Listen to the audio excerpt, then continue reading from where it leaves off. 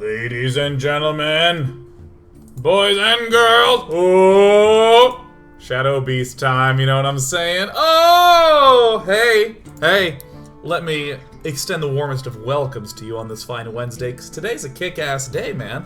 I have been eating healthy, drinking only water, and of course coffee. I've been sleeping an excess amount, and boy, as it turns out, taking care of the organism side of you, holy shit does it do wonders. Oh, also exercising? What the I didn't realize humans could feel this way. Like, I don't know if you know this, but I've been like tripping over my words for like months, man. It's been like impossible to just keep hold of the words. Not anymore. Not after basic organism functions are taken care of. I've also been peeing and pooping, but of course, I'm not gonna not do that, right? I'm not gonna be like, no, man, summer break, I'm not gonna poop anymore. Woo! Although that would be awesome, and that does in fact sound like me. Alright, let's move that out of the way. We got a wrinkle in time. Let's take a look at this. Let's take a look at the Shadowpriest. You know what I'm saying? Let's take a look at the Shadowpriest. So for many of you who don't know, I have been trying to get this card to work for so long. This just really interests me. It's a very different card.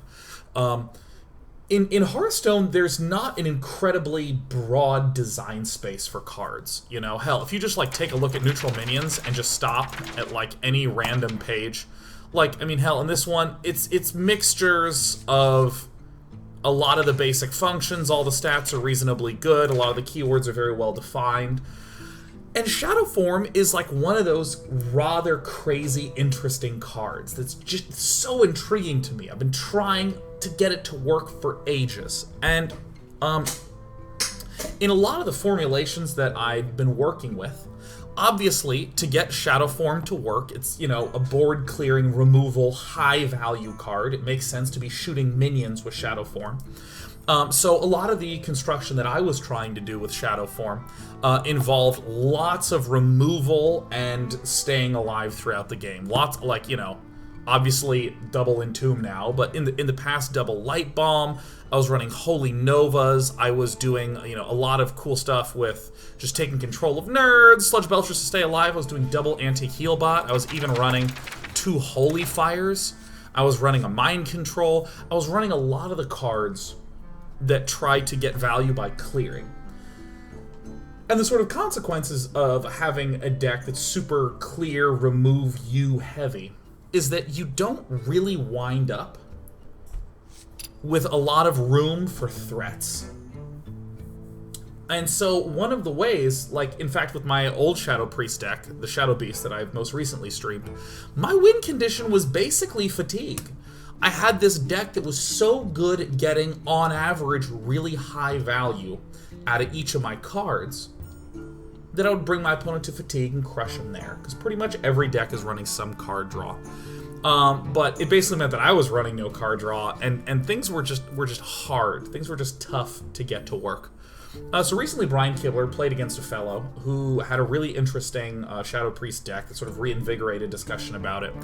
And I saw that deck, and I've taken some ideas from that and put it into this, and I'm really excited to be playing it. So first of all, this is the thing that I definitely find the most interesting, right? There's Acolytes of Pain, right? This isn't the sexy card that gets everyone's minds like chugging, but for me as someone who's been playing a crapload of Shadowpriest, the Acolyte of Pain, having a lot of card draw, kind of interferes with my old mode of thought, which was we're probably going to go to fatigue and that's where I'm going to have to win. And there's some things that help kind of go against this, like Entomb helps us put another card back in our deck so we don't get to fatigue as easily. But in particular, a lot of times you're pretty even with your opponent in terms of cards. So what that means is that this deck actually does need some additional threats in it. Not a huge a lot extra, and this is where the Kodo Riders are super interesting to me.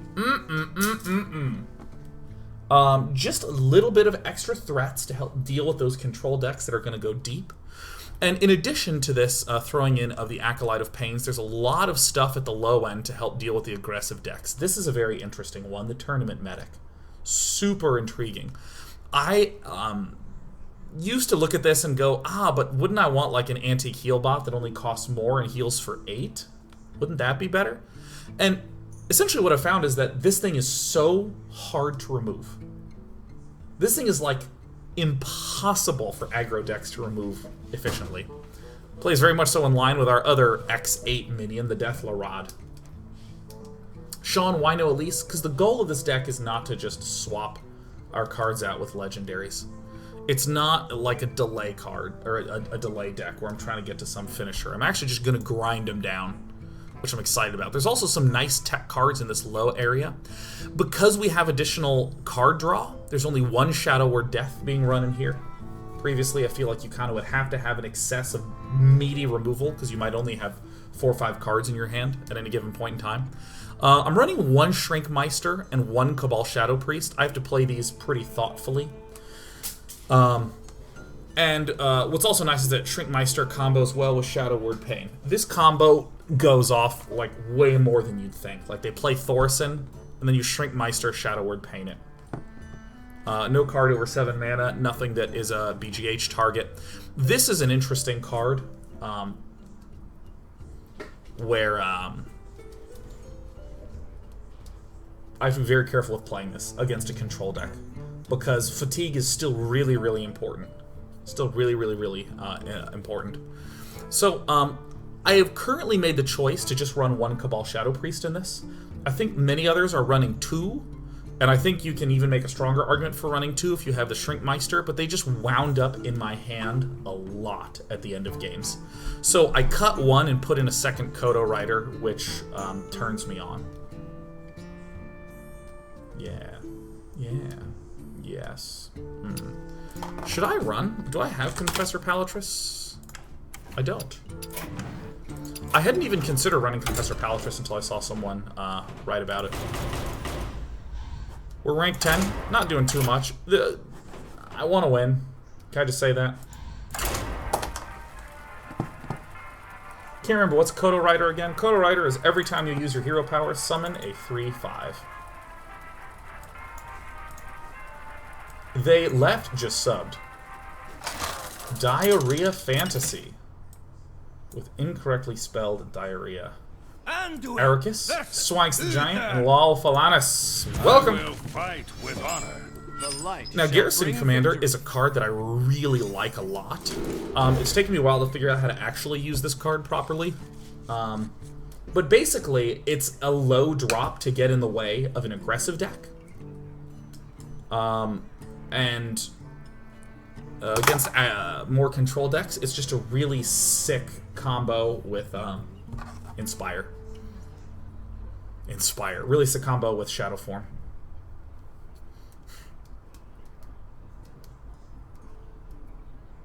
Amnesia SC Day9 had that same deck labeled Zoo like 1 year ago. I wonder if he changed any cards. Oh yeah, I did. But not a lot means it's a Zoo, it's just the same concept. Well met. Little Big 11 question. Day9, do you have Dr. Boom in your deck? If so, congrats on the win. Hey! Oh my god, I'm making you faint, Lal Falanis. Why no golden cards? I don't like the look of golden cards. This is the signal of an incredibly aggressive deck, so I'm just going to run everything out. And this is going to be really good. I want to be a little careful with this, though, because I only have Entomb to respond to the big nerd. This is, as a professional Shadow Form player, again, I've played Shadow Form Priest probably more than anything in the last long amount of time. Given that, I think it's always important to be really, really careful with what's being done with the Death Lord to make sure that we actually have an answer.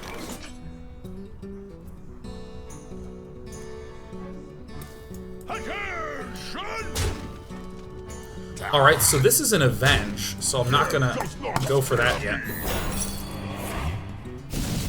Oh! Or Competitive Spirit, which is actually even better news for me. That's great. See, now I can, like, double heal next turn, which is why, again, I really like Garrison Commander. See, I'm trying to focus a little more on this, because, I mean, I don't know, I like chatting, I like shooting the shit. Like, I'm really serious and focused and in the zone at work. I don't joke around, I don't mess around a lot at work. So when I come home and I do the show, that's like my transitional period into ridiculous and silliness. But I don't know, maybe we should, I want to kind of win today. I want to kind of do that. So let's actually stare at the board and see what DMT32 is up to. What do you think, Despy Cat? Dispy! Alright. So far, so good.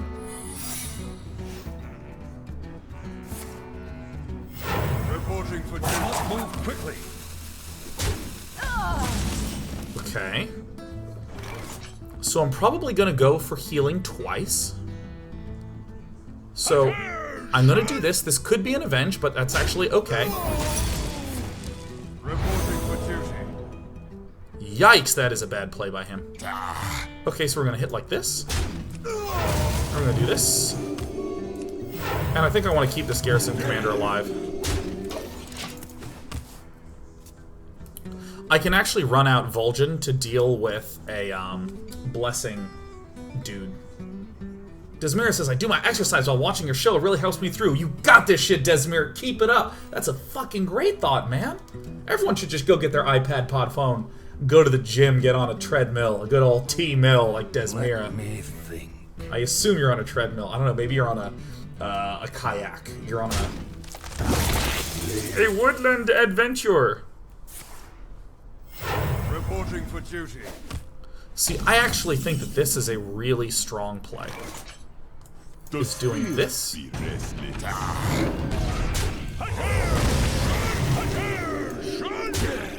I think this is really, really good.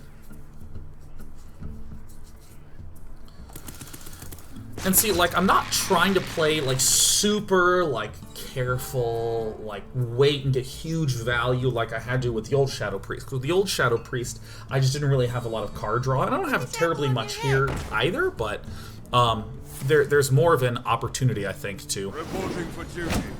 No! Not... No! Okay, here. Reporting for duty. That's okay. That's okay. That's okay by me.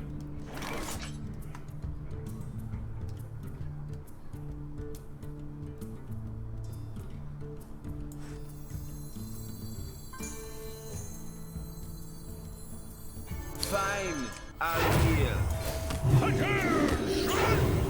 Here come. Okay. Alright. We've drawn the nuts. Heal up all the time. Put this apple on your head. I will do no such thing with any apple upon any head. Red alert. We can run this out on turn 8 and really wound some shit. Okay. We're not entirely certain why.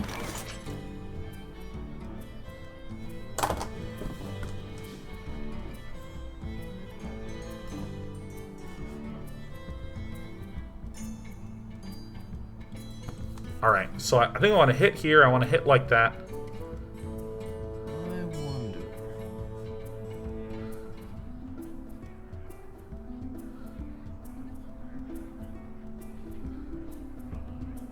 I think I'm actually okay to just trade and see the fellow that arrives. Could also do this.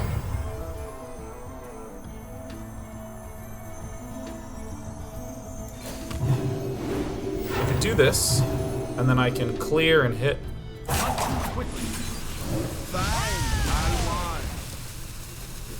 Here come no. I like this. That's a good looking board. That's a good looking board. You see that? That's a good looking board. Look at me. I like covered. I covered almost like I was cheating on a test. This is the hand of focus. I massaged this part on my head.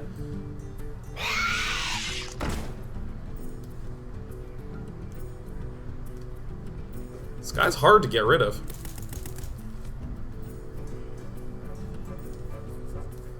This guy's hard to get rid of. I see. It's fine. It's not a big deal. Great. Okay, so we're gonna do this. We're gonna hit like this. Boink. Then we're gonna do this. I'll want. We're gonna do this. We're gonna do this.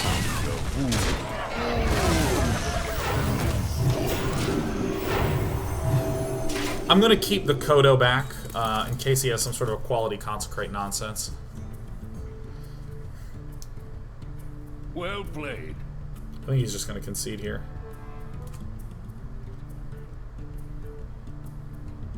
The Victory is yours. Tic-tac-toe. 1 in a row. You like that? All these are basically Shadowpriest. I think the lowest I've ever played, yeah, is Warrior at 91.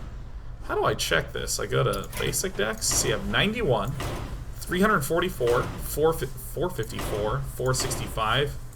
Not a lot. Oh yeah, I'm gold there. Wow. I mean, my priest is catching up hard, dude. You have no idea what sort of paladin that was? That was a secret paladin that received the smackdown.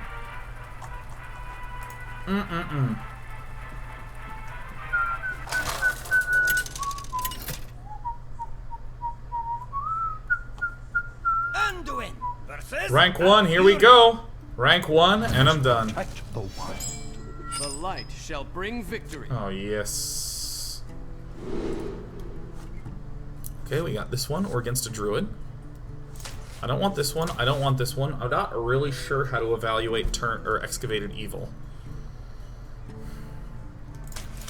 I think I'm gonna chuck it. I think I overvalue this. Well, whatever. There's a whole bunch of other sleepers. Sleeper. Maynard says, "Oh God, there's a smoker alarm going off. I can't hear the stream anymore." Good to see you, Maynard. Oh, Keelan 13. Yo, yo, yo, yo, yo. Oh, it's Living Roots. This is gonna be useful.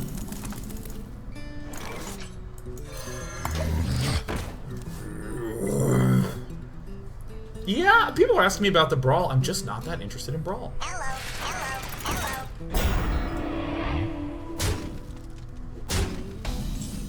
Sean, I know you don't do Magic the Gathering much these days, which is not actually accurate, but I shall continue to read. But what do I think about Oath of the Gatewatch? Well, let me just say, for any of you who maybe aren't familiar, there are 5 colors in Magic. If you're a former Magic player, you know about the 5 colors and the different mana that exists throughout them and all that good jazz, right? Good stuff, good stuff. We all know what I'm talking about. Was reality showing in the top left corner? You know what? It's fine. There, look at that. Wrinkle in time.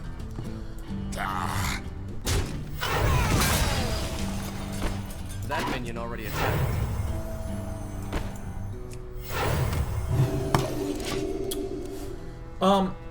And in Oath, they introduced a kind of new mana, which is specifically colorless mana. Because the idea of colorless mana exists, of course, it's none of the colors, but there's like specifically colorless is a type now. I think this is a good play. So there will be, for instance, a creature that requires specifically 1 colorless and 3 of any mana. Really interesting, right? Really interesting. Really cool thing. I am going to surmise that we are up against an aggressive deck.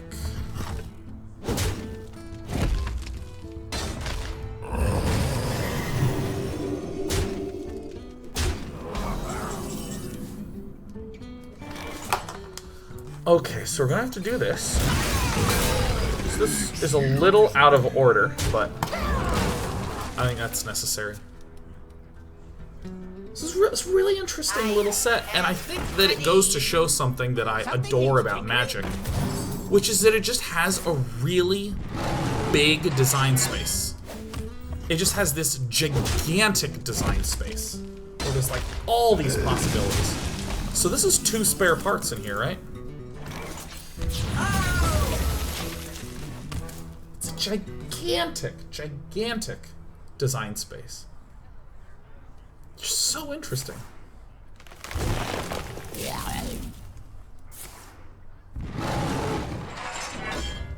Okay, so this is 3 spare part cards.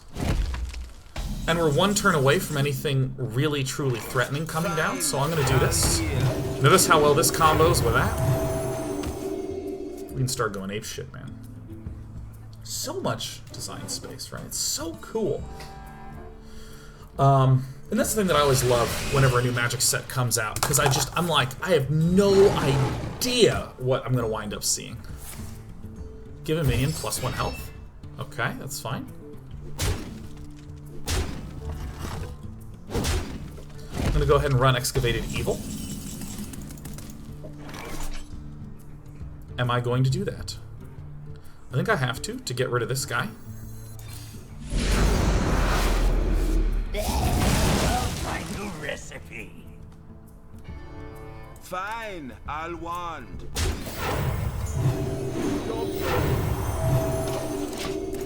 Tournament Medic MVP. Keylon says, any tips on how to get into Magic? I play a lot of Hearthstone and Yu-Gi-Oh, but Magic seemed complicated. Just look for pre-releases. Just wait for pre-releases. Or if you don't want to wait for a pre-release, just look for a local sealed tournament. Local sealed. 'Tis the way to go. Oh, you know, I shouldn't have attacked. I should have just gone for the steal. Yeah, because now I'll just like weaken my nerd. Lois is really sick. Because I'm going to play this and this and just heal. Yeah. Why not heal the medic? Because I have a huge sweeper.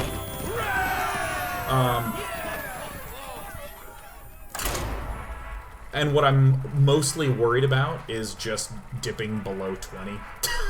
Like, just don't want to dip below that.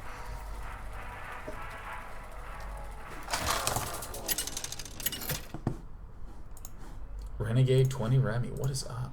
Welcome. Versus Medivh. Alright, we're against a priest. Let the games begin. The light shall bring victory. I really don't know how to value Tournament Medic. I'm going to hold on to Excavated Evil. I think that's really important. There's a lot of X3s in Mage decks. I guess I toss it back. Like, I don't really know how to value this as an initial card.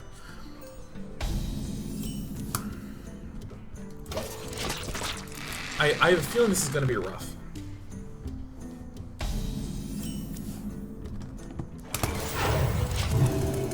How high is the entry barrier for Magic as a Hearthstone player, though? Not high at all. Really not.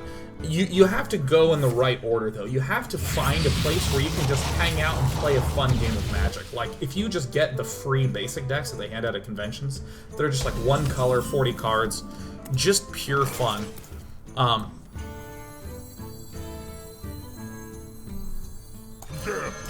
Even that is really, really, really fun to play. So pre-releases is everyone just having a good time. Everyone's just there to have a blast. I gotta play this one first. Okay.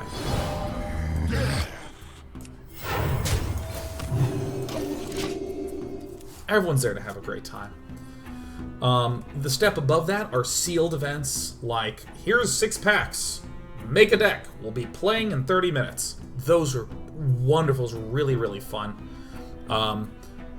Honestly, if you have any friend that plays, just be like, build me a deck, I want to play against you. That's just a good place to start, because it's just so fun.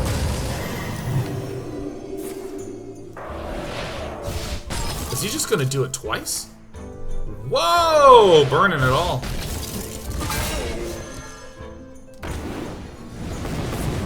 Really? Really? I didn't know it worked that way. Huh, news to me. Well, I'm gonna go ahead and take it next turn. Tadingo! Yes.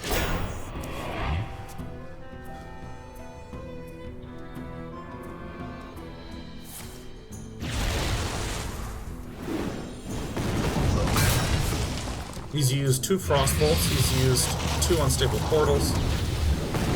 He probably won't be able to play anything this turn. Great. Let me change your mind. Great draw for us. Who knows what secrets will uncover? Oh, interesting. Pandaria will be ours.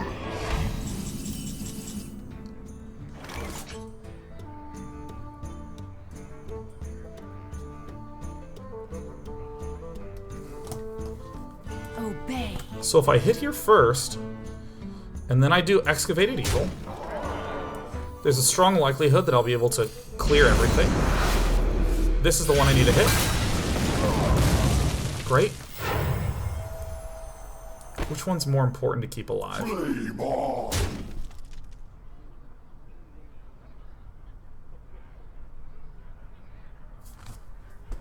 Which do I want to keep alive? Probably this one, actually. I think it's more important than the pinging for 2. That was a good little turn. Sat down, thought about it.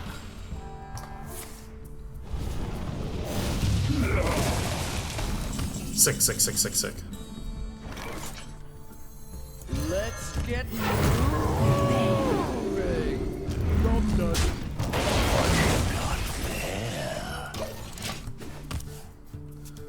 Okay.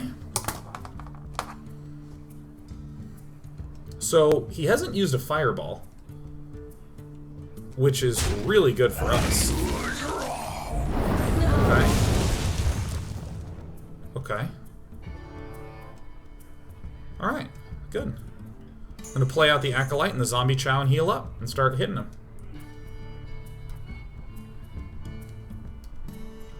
Thomas Casey says, please elaborate on what a pre-release event is. I see there's one in my area, but it's sold out. Why are they good for starters? Let me count my mana real fast. I want to keep this alive. So a pre-release is that whenever Wizards of the Coast is coming out with a new Magic set, well, actually, so first let me back up, because if you're asking that question, this is an important concept in Magic the Gathering that I gotta say, I'm really surprised is not in Hearthstone. Really surprised that this is not in Hearthstone. I think I just Shadow Word Death this. Do this. Good.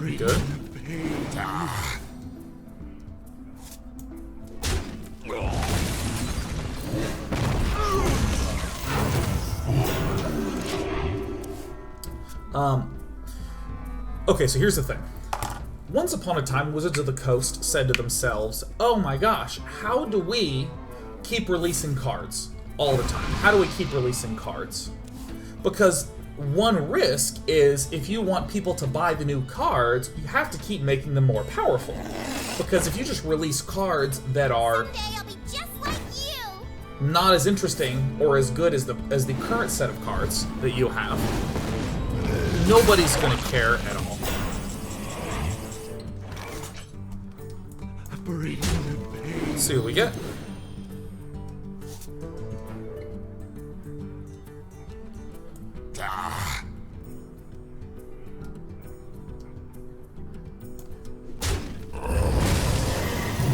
I think it's better to not heal and to do this.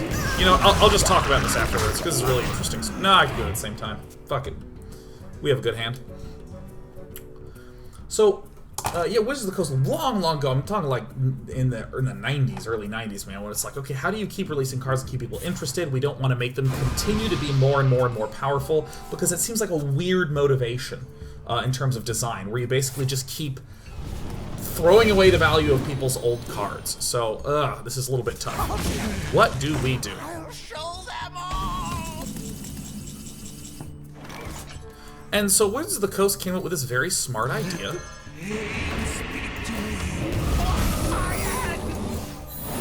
Which was basically, that's fine,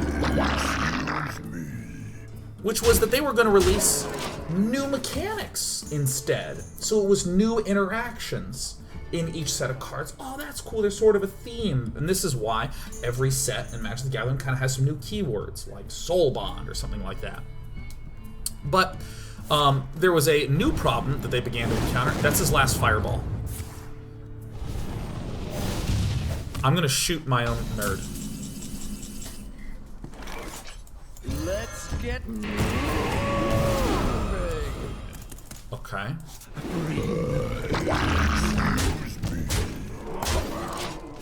Really curious what he's gonna do. So I realized, man, we're having a lot of cards. How do we possibly structure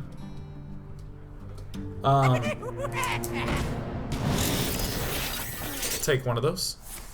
How do we possibly structure this game if there's new cards coming out all the time? So what Wizards of the Coast very, very smartly did, take that, is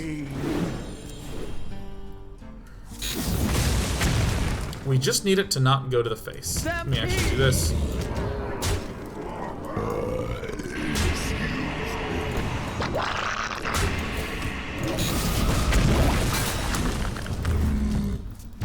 What am I talking about? Yeah, they. How do we keep the complexity down? So that way people don't have to keep track of all these cards. So Wizards of the Coast introduced formats, which is basically here is a time period of cards that consists of a format. So, for instance, Standard is effectively all the cards released in the last 2 years. Got him.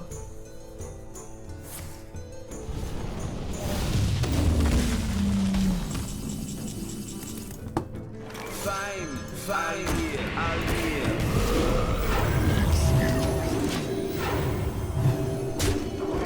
So in Standard, you can only put in cards in the last 2 years. Or Modern is like all the cards in the last 8 or so years.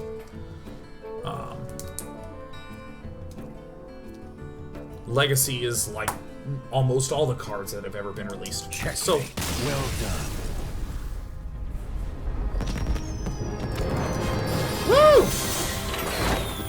Getting it done. And so this provided this really cool story for someone who's playing the game, in that there's new mechanics coming out, which means that the gameplay is always changing and evolving, and there's fresh new ideas and experiences coming in. And because this time frame of cards is shifting, old things are leaving as new things are coming in.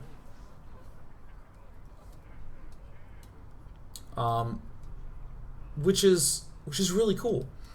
And, you know, so now the most popular format is Standard, which is basically the last 2 years. And a pre-release event is whenever Wizards of the Coast is coming out with a new set of cards. They have a little event that is basically you getting just cards from that new set. And everyone just makes a deck and just plays against each other in a fun little mini tournament where the winner just wins a whole bunch of cards.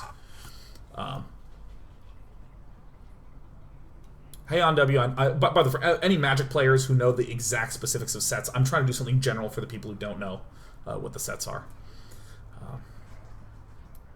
But yeah, so it's like really, really cool. And I am really surprised that HearthStone has not done formats, because formats were not a thing that Wizards of the Coast just said, hey, you know what I think would be cool, you know what would be really sweet? Let's do some formats. It was actually a design problem where they felt restricted in their designs and were having difficulty releasing new cards. And formats were the solution to that design problem that made the release of cards really interesting again.